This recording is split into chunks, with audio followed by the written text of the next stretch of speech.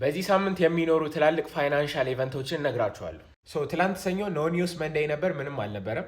ዛሬ ማክሰኞ ደግሞ የካምፓኒዎች ኤርኒንግ ሪፖርት አለ። ከማርኬት ኦፕን በፊት እነ ሶፋይ፣ ፔፓል እና ዩፒኤስ አሉ።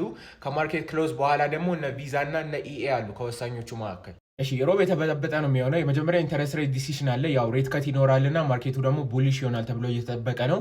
ሌላው ደግሞ ፓውል ያወራል። ያው እሱ ማታ ላይ ነው የሚሆነው እና ደግሞ ወሳኝ የሆኑ ኤርኒንግ ሪፖርቶች አሉ። ከነዛም መካከል ከማርኬት ኦፕን በፊት እነ ካት፣ እነ ቦይንግ እና እነ ቨራይዘን አሉ።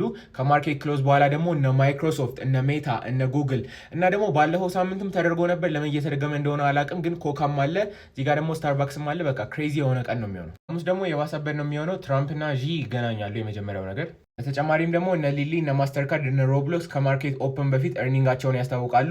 ከማርኬት ክሎዝ በኋላ ያለው ግን ይብሳል። እነ አማዞን፣ እነ ፔፓል፣ እነ ኮይንቤዝ እነዚህ ጃይንት የሆኑ ካምፓኒዎች ናቸው። ከማርኬት ክሎዝ በኋላ ኤርኒንጋቸውን ያስታውቃሉ። አርብ እንግዲህ ያው ሲፒአይ ይኖራል። ሳምንቱ በሱ ነው የሚያደርገው እና ደግሞ አጠቃላይ እንግዲህ በዚህ ሳምንት የኤስኤምፒ 500 20% የሚሆኑ ካምፓኒዎች ኤርኒንጋቸውን የሚያስታውቁበት ይሆናል። ያው እንግዲህ በየሳምንቱ እንደዚህ ጨመቅ አድርጌ ያቀርብላችኋለሁ። ፎሎ አድርጉ።